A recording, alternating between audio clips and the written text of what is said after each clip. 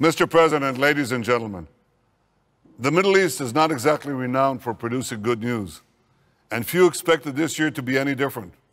You know, the pandemic virus is ravaging our part of the world like everywhere else. But I am pleased to report to you that this year I can tell you about good news from the Middle East. In fact, I can report two pieces of good news. Earlier this month, at a White House ceremony hosted by President Trump, Israel signed historic agreements with the United Arab Emirates and the Kingdom of Bahrain. This was the first peace treaty between Israel and an Arab country in over a quarter of a century. And it was the first time peace agreements between Israel and two Arab countries were signed on the same day.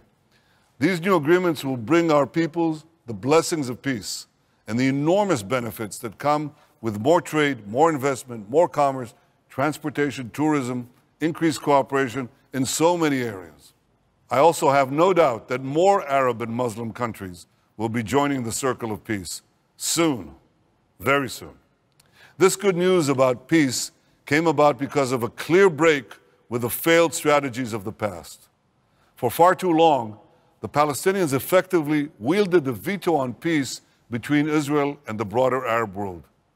For decades, all progress was halted and was held hostage to completely unrealistic Palestinian demands, such as the demand that Israel withdraw to the indefensible lines of 1967 and place its security in the hands of others, or the demand that Israel expel tens of thousands of Jews from their homes, effectively committing ethnic cleansing, or the demand that Israel absorb millions of Palestinians who are descendants of refugees from a war that was launched by the Palestinians against Israel more than half a century ago. Of course, these demands, along with many others, are complete non-starters for any responsible Israeli government. Yet for years, many in the international community have tried to appease these absurd Palestinian demands. And as a result, they've wasted time to try to advance an illusion that won't happen, instead of working for a realistic solution that could happen. Thankfully, President Trump chose a different path to peace, a path anchored in reality. He recognized Jerusalem as Israel's capital. He recognized Israel's sovereignty over the Golan Heights, and he put forward a realistic peace plan that recognizes Israel's right, addresses Israel's security needs, and provides the Palestinians with a dignified, realistic path forward if they make peace with Israel. The critics argued that each of these steps by President Trump would kill the chances for peace. Well, they were wrong, dead wrong. Those steps advance peace. Now 2 Arab states have decided to make peace with Israel, and more will follow. The expanding circle of peace will not make an agreement between Israel and the Palestinians less likely. It will make peace between Israelis and Palestinians more likely. Palestinian leaders will increasingly realize that they no longer have a veto over peace and progress in our region. And hopefully, those leaders will ultimately decide to make peace with a Jewish state. And when that happens, Israel will be ready. I will be ready. And I'd be willing to negotiate on the basis of the Trump plan to end our conflict with the Palestinians once and for all. Ladies and gentlemen, Israel and states across the Arab world not only stand together in advancing peace, we stand together in confronting the greatest enemy of peace in the Middle East, Iran. Iran wantonly and repeatedly attacks its neighbors, and its terror proxies are directly involved in violence throughout the Middle East, including in Iraq, Syria, Yemen, Gaza, and of course, Lebanon. We all saw the terrible explosion at Beirut port last month. The explosion happened here. This is the Beirut port. 200 people died, thousands of people were injured, and 250,000 people were made homeless. Now, here's where the next explosion could take place, right here. This is the Beirut neighborhood of Janah. It's right next to the international airport. And here, Hezbollah is keeping a secret arms depot. This secret arms depot right here is adjacent, a meter away from a gas company. These are gas canisters, right here. It's a few meters away from a gas station. It's 50 meters away from the gas company. Here are more gas trucks. And it's embedded in civilian housing here, civilian housing here. The Jannah neighborhood residents, this is the actual coordinates. So I want to show you the entrance to Hezbollah's missile factory, because that's what it is. It's right here. This is the gas company, and this is the missile explosive depot. I say to the people of Jannah, you've got to act now. You've got to protest this.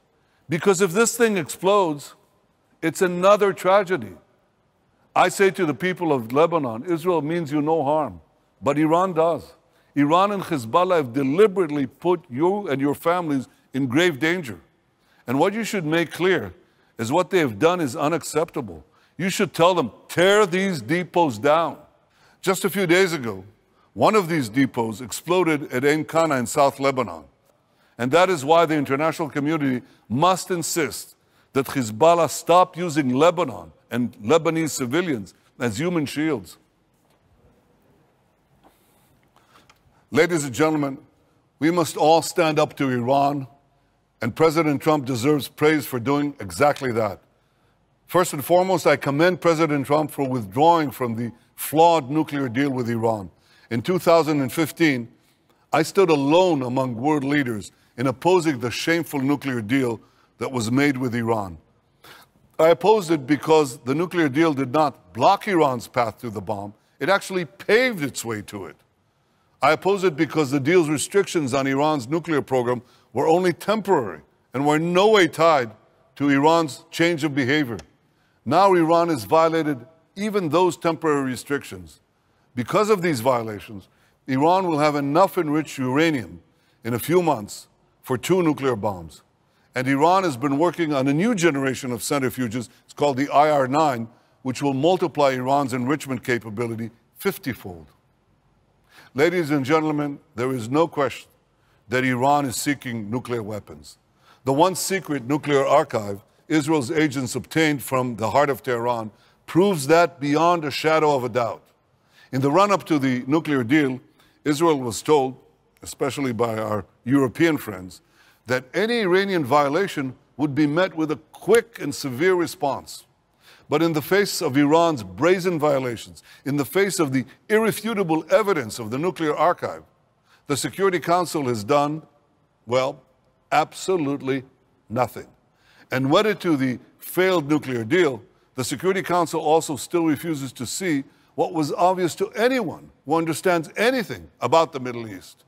Rather than curb Iran's aggression, the nuclear deal fed and funded it. 5 years ago, in removing the sanctions on Iran, the leading powers of the world opened the door of a tiger's cage, and then they simply hope for the best.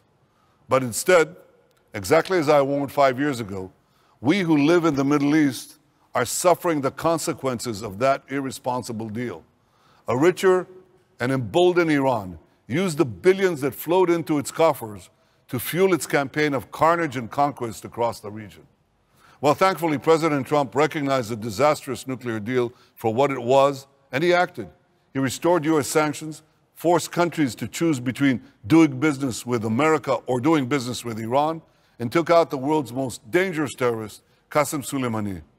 And last month, when the Security Council refused to extend an arms embargo on Iran, the United States snapped back the sanctions. While the Security Council is divided, we in the region are united. Both Arabs and Israelis are together urging tough action on Iran. And when Arabs and Israelis agree, others should pay attention. Israel calls upon all members of the Security Council, stand with the United States against Iran's aggression, stand with it in insisting that Iran end its nuclear weapons program once and for all.